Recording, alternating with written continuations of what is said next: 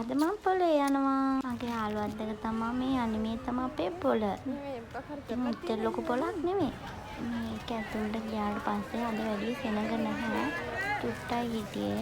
මං දන්න කිරියම්මා කෙනෙකුත් හම්බුණා. ඉතින් යාටත් යන්නම් කියාගෙන අපි ගියා ලුණු ගන්න කියලා. මගේ යාළුවා ඉතින් ඉස්සරහින් යනවා ලුණු ගන්න කියලා.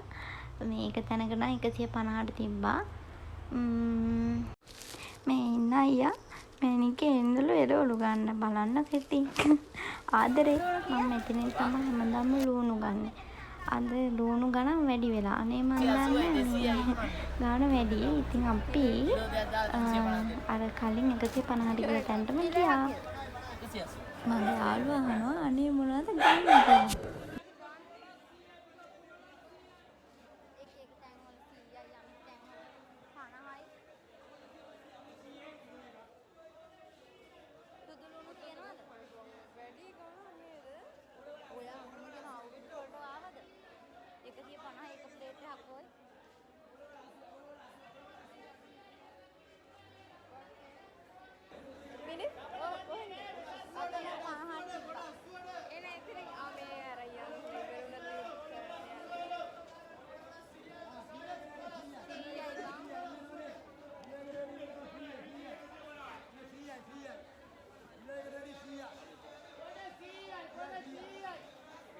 අපි අලගත්තේ නෑ ඕ.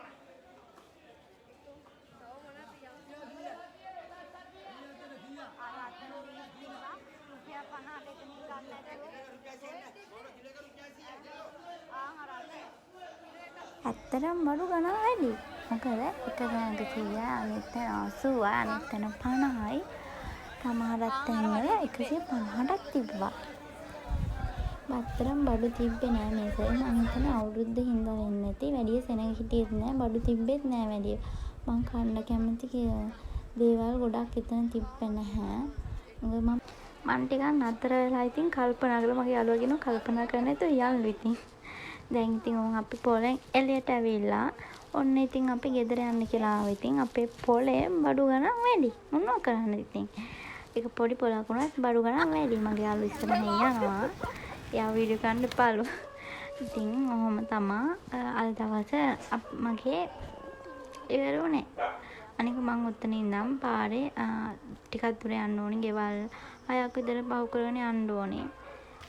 යාළුවා නම් කාට බෑග් එක දාගෙන යනවා. මම ඉතින් උස්සගෙන යන්න ඕනේ. මං අර මල්ලක් ගෙනාවෙත් නැහැ. ඉතින් අපි දෙන්නම කතාවෙන් කතාව කොහොම හරි ගියා. ගෙදරට යනකම්ම ටිකක් දුරයි ඉතින්. අත රිදෙනවා.